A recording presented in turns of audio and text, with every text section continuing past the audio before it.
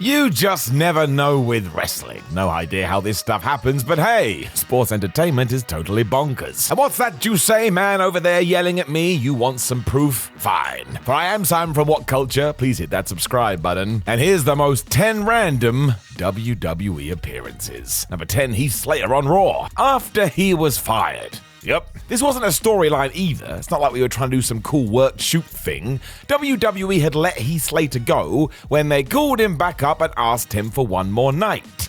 It's surreal. Now, there is an asterisk to all this because it was during the pandemic where there were no rules. But once we had crowned Drew McIntyre as our brand new WWE champion, somebody decided he needed to be involved in a controversy. So Heath walked down the aisle, saw his old friend from 3MB, and told him that he didn't give a shib that he'd been released. The point was, Slater had checked in with McIntyre every day after he got the boot, so oh how far he had fallen. It also tied into the promise of a match with Drew, which was never fulfilled, so they had their clash, and Heath lost in seconds. Of course he did. I assume Slater got paid, so good for him, but still. Nobody knew what was going on, and it was just so strange.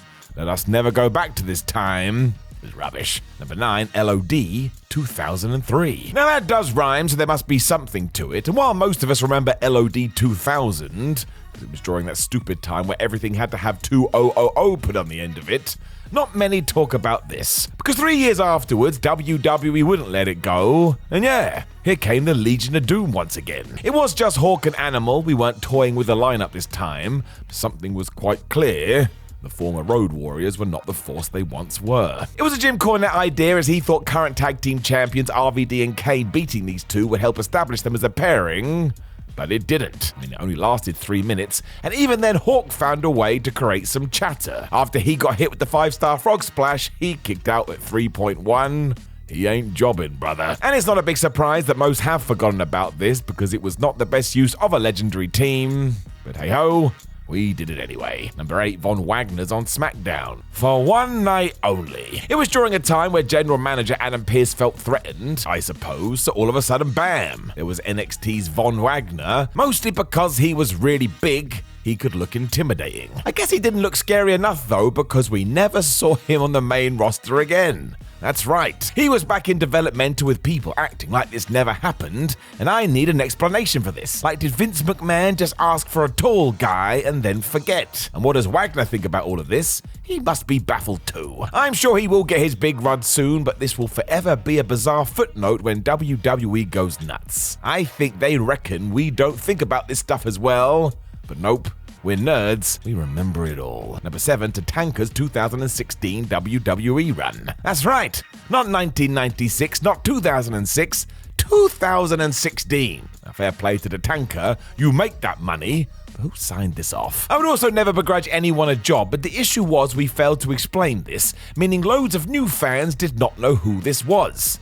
I mean, Tank's peak had been 20 years prior. It started at WrestleMania 32, where he just popped up in the Andre the Giant Memorial Battle Royal. I mean, I was loving it, but there was a new generation of people that needed answers. My word, the irony. His character was also totally not fitting with the current product WWE was putting out there. Man, it was weird. That is Vince McMahon, though.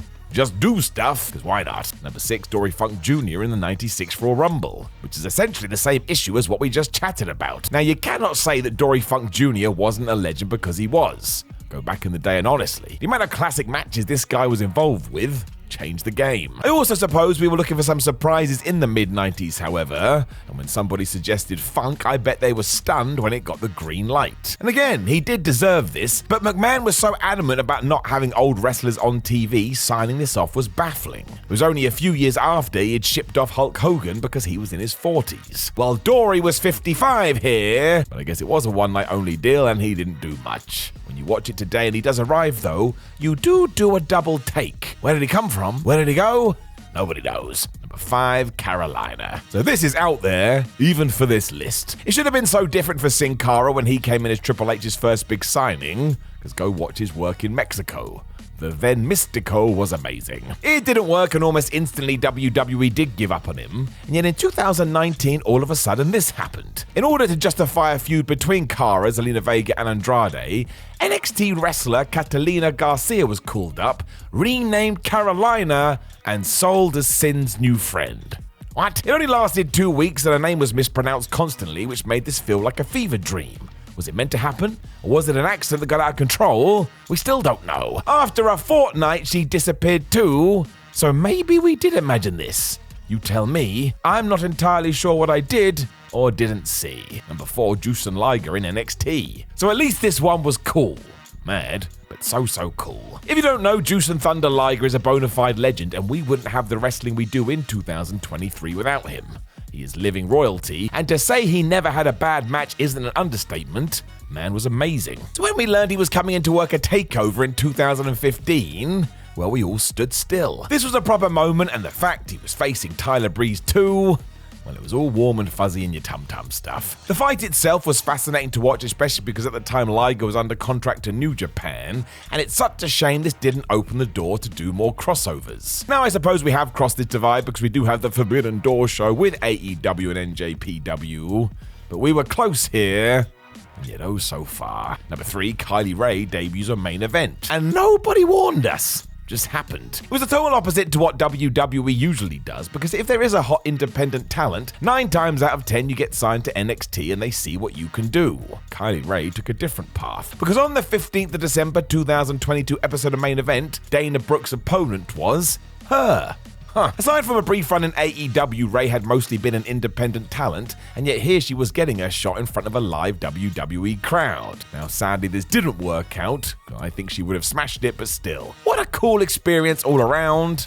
Hopefully she goes all random again, and we finally see her pop up in NXT. Number 2, James Storm is NXT. So if there is one guy who has done the rounds and deserves at least one proper big run, it's James Storm. He was a crucial part of TNA when it was flying high, and clearly he knows what he's doing. I'd like to see him and Bobby Roode on the WWE main roster together for one final go.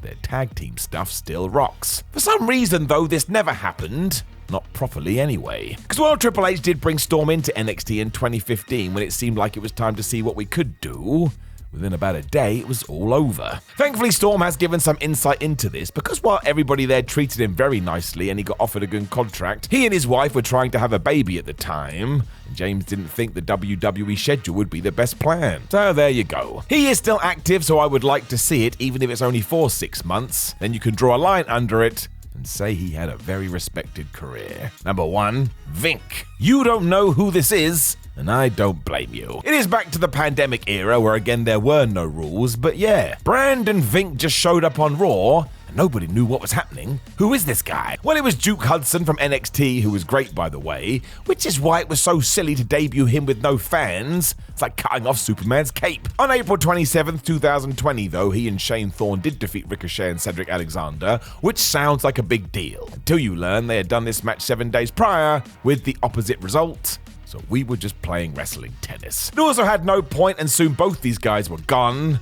I have a feeling there was a lot of panic during these times, although I do get it. Do you know of any other totally random WWE appearances? Well, why don't you let us know in the comments below before you like the video, share the video, and subscribe. Then you can read more articles like this at whatculture.com. You can also come follow us on social media at whatculturewwe and Time Miller 316. Plus, look what's going on right now. There's videos on the screen. Give them a click. My name is Siren from What Culture. Thank you very much for joining me as always. And maybe one day I'll appear on WWE TV, and one person will scream, "It's the bald guy from YouTube." Nobody else will care. Dream the biggest dream.